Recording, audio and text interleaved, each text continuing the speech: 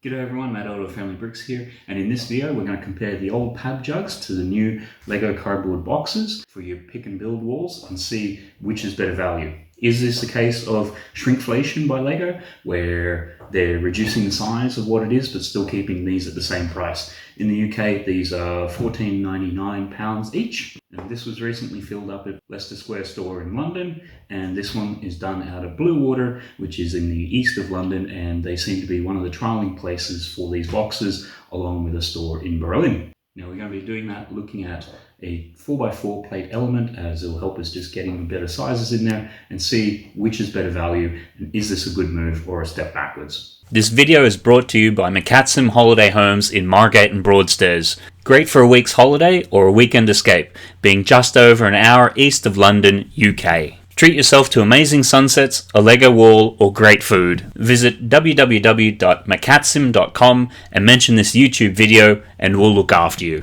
So I was in at the LEGO store in London, Leicester Square, which is now the biggest LEGO store in the world again, and went through and packed one of these pad cups filled with these pieces. Now the reason for this is getting these in large quantities in the UK is virtually impossible. If you want 10 to 20 and get it off Bricklink, no worries. Anything over that, you have to go through multiple sellers, and even then they don't have them. And then if you go off to Germany or the continent in Europe, the postage gets so expensive that it starts to become uneconomical, so I wanted these anyhow. So this has been done with an optimal configuration, which is based upon using 2x4 bricks, but I've just changed it slightly for my purposes. So there's a link around the video to somebody else who did this about 11 years ago. So you have that in the top, first layer, second layer, third layer, fourth layer, fifth layer, and I've got some loose pieces in the bottom, just some 1x1 flower pieces. Now I did the same on this other cup here.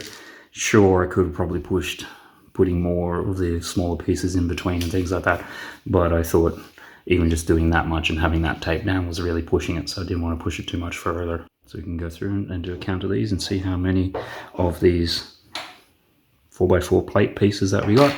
And then just because of the numbers, the black pieces are actually 2x4 bricks, just because when you've got odd numbers in terms of the bricks you can put across, you needed the black ones. And my son wanted them for a building project at school. So I was in at Bluewater LEGO store this evening, which is east of London in the UK, and they seem to be one of the few stores which are doing the trials on the new boxes. So I've loaded them up here. Again, I've probably pushed the sizing on a little bit, but you can sort of see the lid closed relatively firmly and snugly. And they're also going to be doing the thing where you can reuse them and get, in the UK, 75p off. And to do that, they then stamp it with this. It's relatively easy to fold it together, and I haven't undone this, so I'll just go through it and do that now.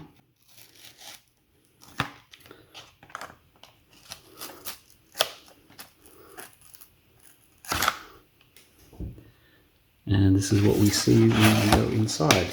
So I've packed these 18 plates high, so if they're 17 plates, they're comfortable. At 18, they start to bend over the packaging there at the back.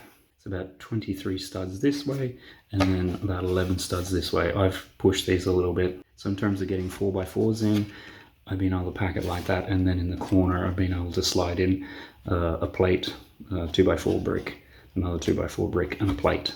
And then in this case too, they're also how far deep it is. So I've been able to get 2 stacks of these sitting on top of each other. So I think, that's pretty tight. There's not much more space in there. And even this I'm sort of pushing because it is bulging a little bit. So through the magic of editing, let's find out how much is in each and how they compare. So for a Pab Jug stacked in this order, this is the breakdown of each of these little sections here.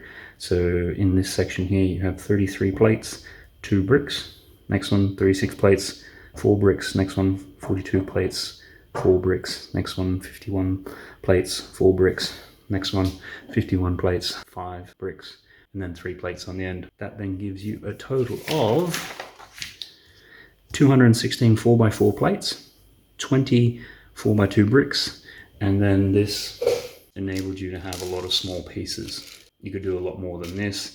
Depends upon how much you want to push it and whether or not the store will let you get away with it. So for the new boxes, if you do them in stacks like this, you're going to have in that stack there is 18, then 18, 18, 18, 18, and this here is then 7 on the top plus 7 underneath.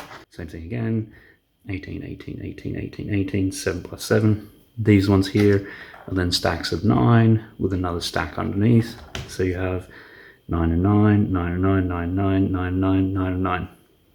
Then in this corner little piece here, you have 4 lots of 2x4 plates in the white, and then 4 2x4 bricks there. Taking that all together, that gives you a grand total of 298 4x4 bricks, 4 4x2 bricks, and then 4 2x4 plates. So overall in the old Pab cups, you get 216 4x4s versus 298, so you get an extra 82 in this. Okay, you are getting slightly more 2x4 bricks, and then it's going to come down to how many small pieces you are comfortable with and can get away with stacking in the store. Of course, none of this is taking into consideration the actual time to go through and do these, and it's actually quite surprising. This to stack like that took me about 10 minutes. This to stack like that took about 20, because with this, you're just clicking the bricks together and counting up the stacks. With this, you've got to be aware of how many you're stacking in each row and things like that. Just from actually putting all these together, this was so much more enjoyable, because while I was doing this, I was actually having a shout to the staff member.